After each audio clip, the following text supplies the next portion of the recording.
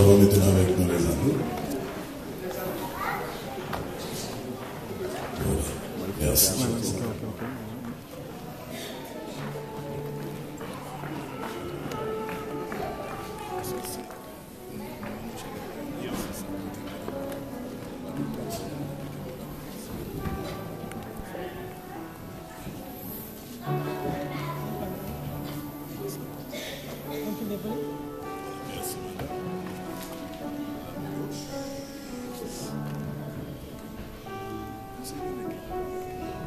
Un petit avertissement à frère Roberto, il va dire ça parce que tout le monde comprend.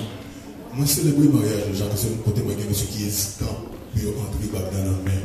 Je ne vais pas assister au sérieux. Parce qu'on fait ça avec conviction et nous très sérieux ensemble. C'est sérieux, parce que on a quitté des choses à l'autre, il va la notre fille, c'est vous mettez la moitié qui te fait que ça. On va assister ça. J'ai toujours dit, ce qui est apprécié, je ne vais pas entendre moi-même, je suis pressé. Non, c'est réellement bien, mon cher, c'est réellement bien. Avec cet anneau, avec cet anneau, je t'épouse. Et écoute-moi bien sûr. Et je te remets tous mes biens terrestres. Au nom du Père. Au nom du Fils. Au nom du Saint-Esprit. Voilà. Voilà, frère. Voilà. Maintenant, c'est un tour sur avec cet anneau. Avec cet anneau. Je t'épouse. Et je te remets. Tous mes biens terrestres. Au nom du Père. Et du Fils. Et du Fils. Et du Saint-Esprit. Et du Saint-Esprit.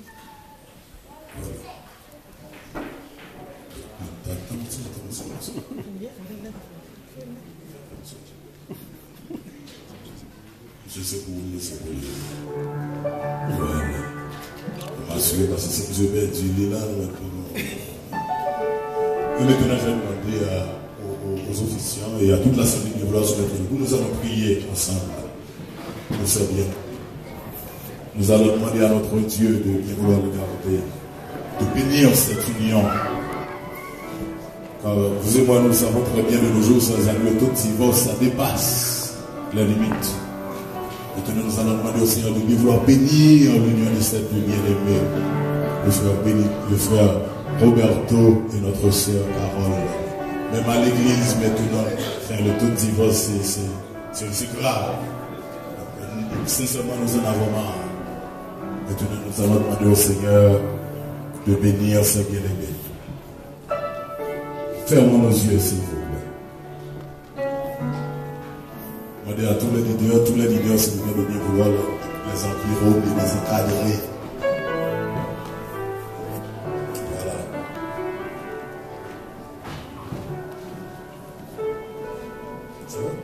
Merci. Que Dieu le Père, Dieu le Fils, Dieu le Saint-Esprit vous bénisse, vous garde et vous préserve. Le Seigneur vous garde, vous regarde favorablement dans sa miséricorde et vous comble de toutes sortes de grâces et de bénédictions, afin que vous puissiez vivre ensemble dans cette vie de telle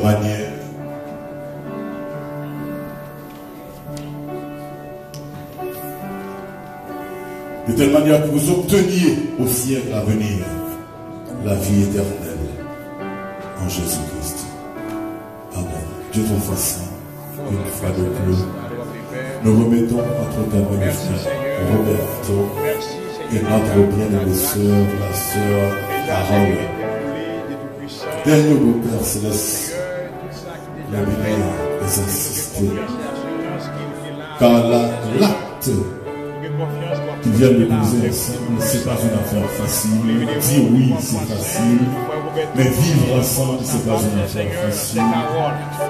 Et il y a en ce moment même dans cette salle, bon nombre de personnes qui sont déjà mariées depuis longtemps. Ils peuvent en témoigner. Ce n'est pas une vie facile. C'est justement pour cela, cher Seigneur, que je te demande, en mon nom personnel, en tant que serviteur, je te demande d'assister le frère Benito et la sœur Carole dans leur vie à eux. Car vivre ensemble, c'est pas facile, c'est pas difficile. Dieu, je t'aime, c'est facile. Amener la soeur parole à l'église, pour s'unir avec elle, c'est dans une certaine mesure très facile. Mais la vie à Dieu, cher Seigneur, c'est pas une petite affaire. Et maintenant, basé sur ma foi, je me base sur ma foi en Jésus-Christ. Et je proclame, et je te le mentionne de tout mon cœur, que Satan le diable, qu'il n'ait à aucun moment d'autorité sur la vie de ces deux bien-aimés, sous quelque forme que ce soit, pour quelque raison que ce soit, en quelque temps que ce soit. De les assister pour nous révéler, nous demandons toute cette grâce. Au nom et par la mérite de ton Fils Jésus, celui qui vit et règne au siècle des siècles. Et maintenant, chers amis, au nom de l'autorité que l'État de Massachusetts me confère, devant Dieu et devant cette assemblée, je vous déclare mari et femme. Désormais, vous êtes monsieur et madame Roberto. Salut, vous s'il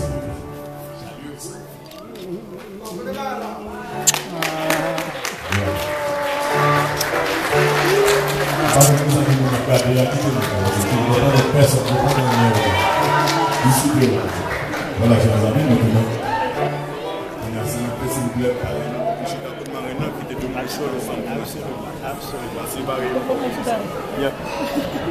asseyez-vous, chers amis.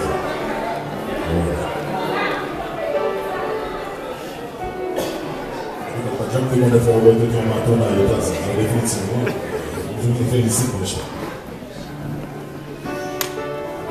Bien encore, et je félicite mon ancien ami et collègue, encore le parrain, et mon ancien ami, encore et condisciple, tous deux condisciples, le parrain et le mari.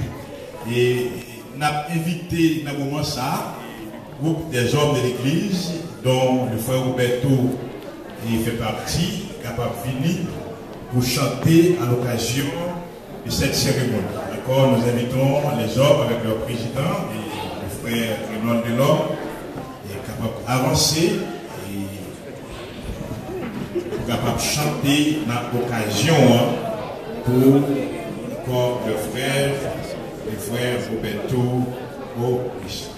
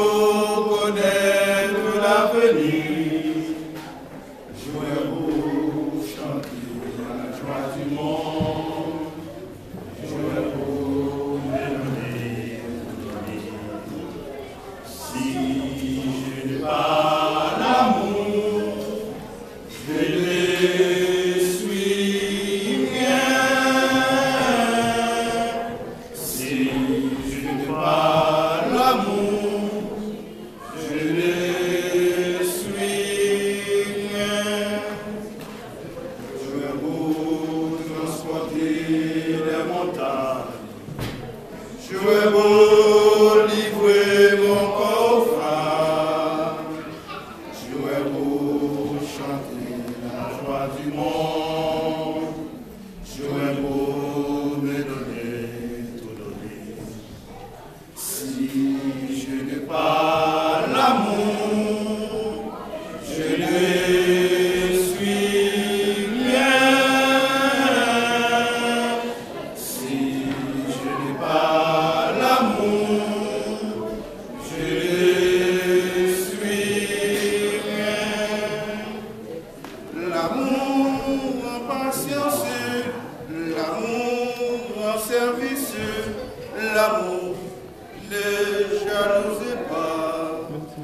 l'amour n'inspire pas. Si je n'ai pas l'amour, je ne suis rien. Si je n'ai pas l'amour, je ne suis rien. L'amour est espérance, l'amour endurance, l'amour aime la vérité. L'amour ne passera pas. Si je n'ai pas l'amour, je ne suis rien. Si je n'ai pas l'amour, je ne suis rien. Si je n'ai pas l'amour, je ne suis rien. Si je n'ai pas l'amour, je ne suis rien.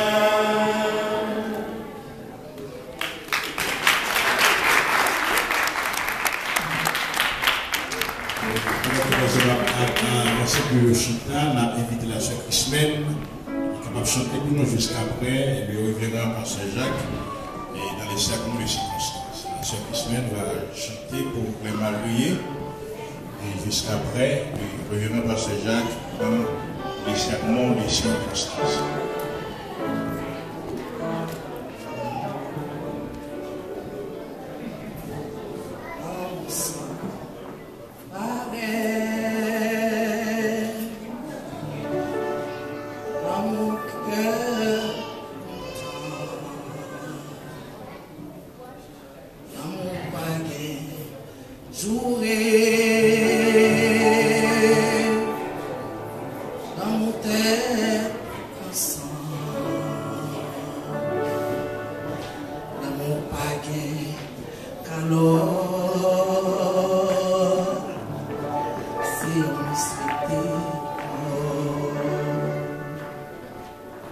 C'est pas des petits tétés.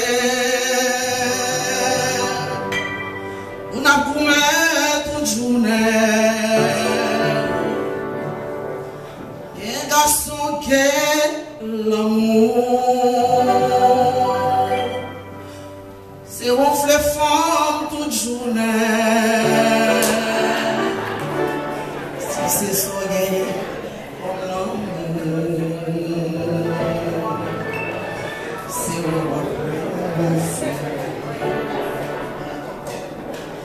C'est pas n'importe qui on a couru toute journée. Des femmes qui gagnent l'amour. C'est des bêtises toute journée. Si c'est soleil comme l'amour. C'est le après mon garçon. C'est pas n'importe qui on a couru toute journée. Quel garçon, quel amour. C'est ronfler femme toute journée. C'est soleil comme l'amour. C'est le vrai regardez qui j'en s'appelle. C'est les démons d'amour. Dans un temps, il a fait la go. L'homme chita dans le caillou. J'avais s'envahi quand il a. Et puis il a fait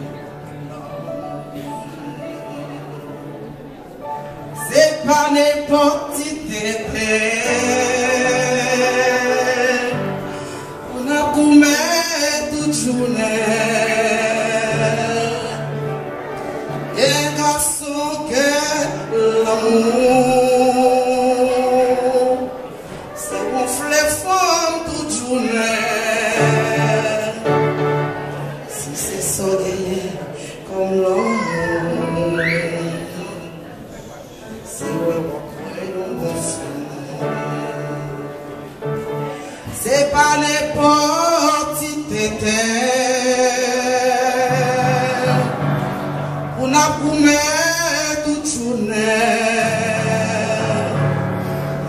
Et femme qui gagne l'amour, c'est divertisse toute journée. Si c'est soleil comme l'amour, c'est le roi pour mon garçon.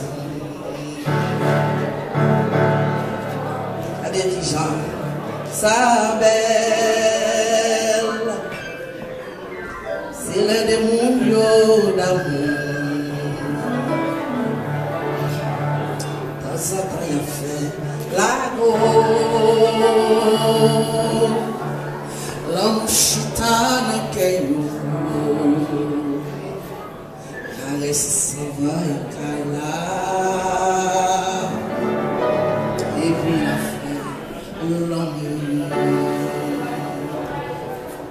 c'est pas n'importe qui on a coumé toute journée. Et garçon, et l'amour, c'est offre les femmes toute journée. Si c'est soleil comme l'amour, c'est vraiment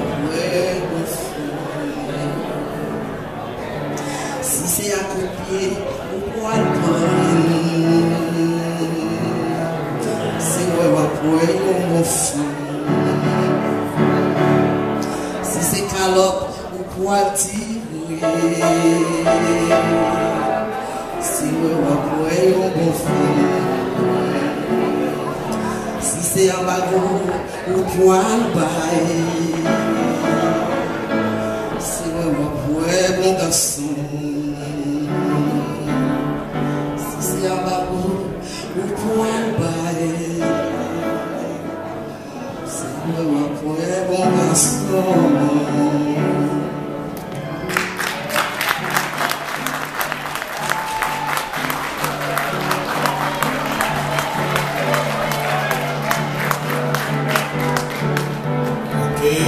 Merci. Et s'il vous plaît, nous utilisons ça là, actuellement ça là, c'est cérémonie qu'a fait. Nous demandons tous les parents et tout le monde, faites attention parce que c'est cérémonie qu'a fait actuellement là. Nous, on a couru et toute une série de jouets qu'a fait en dedans. C'est cérémonie qu'a fait et notre activité va commencer. S'il vous plaît, à ce que tout le monde chita.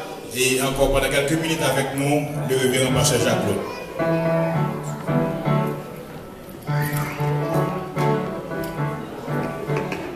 Éphésiens chapitre 5, verset 22 à 32. Femme, que chacune soit soumise à son mari comme au Seigneur, car le mari est le chef de la femme, comme Christ est le chef de l'Église qui est son corps, et dont il est le souverain. Or, de même que l'Église est soumise à Christ, les femmes aussi doivent l'être à leur mari en toutes choses. Mari, que chacun aime sa femme, comme Christ a aimé l'Église, et s'est livré lui-même pour elle, afin de la sanctifier en la purifiant et en lavant par l'eau de la parole, faire paraître devant lui cette église glorieuse, sans tache, ni ride, ni rien de semblable, mais sainte et irréprochable. C'est ainsi que le mari doit aimer sa femme comme son propre corps.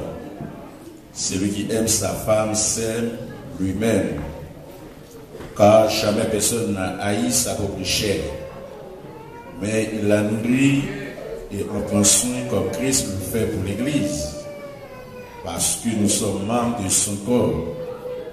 C'est pourquoi l'homme quittera son père et sa mère, s'attachera à sa femme, et les deux deviendront une seule chair. Ce mystère est grand, je dis cela par rapport à Christ et à l'Église. Du reste, que chacun de vous aime sa femme comme lui-même, et que la femme respecte son mari.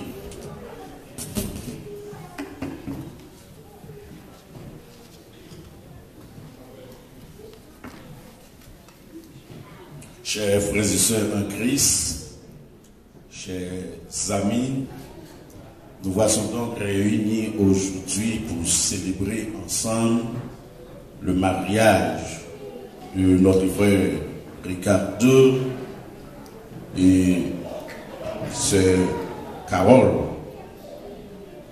Je dis célébrer car il s'agit bien et belle d'une célébration, d'une fête à caractère religieux. D'abord, c'est quoi le mariage? Le mariage n'est pas seulement la rencontre d'un homme et d'une femme qui s'échangent une promesse, qui se promettent amour et fidélité, bien qu'il soit aussi cela. Le mariage n'est pas seulement un contrat entre deux individus qui s'unissent pour la vie afin de fonder un foyer, encore qu'il soit aussi cela. Le mariage dans la Bible représente bien plus que l'union de deux personnes. Le mariage dans la Bible représente, il a des caractères religieux. Le mariage nous renvoie à une réalité d'ordre spirituel et religieux. Le mariage nous parle de Dieu, de la relation que Dieu établit avec les hommes et avec le monde qu'il a créé.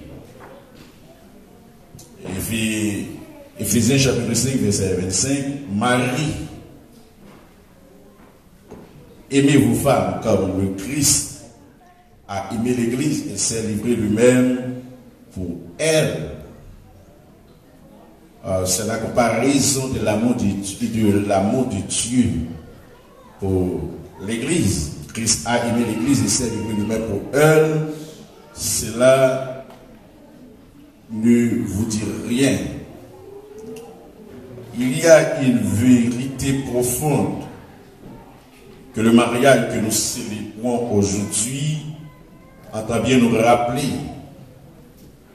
Car ce que nous célébrons aujourd'hui, c'est l'amour du deux que Dieu, dans sa souveraineté, a fait raconter afin de les unir l'un à l'autre.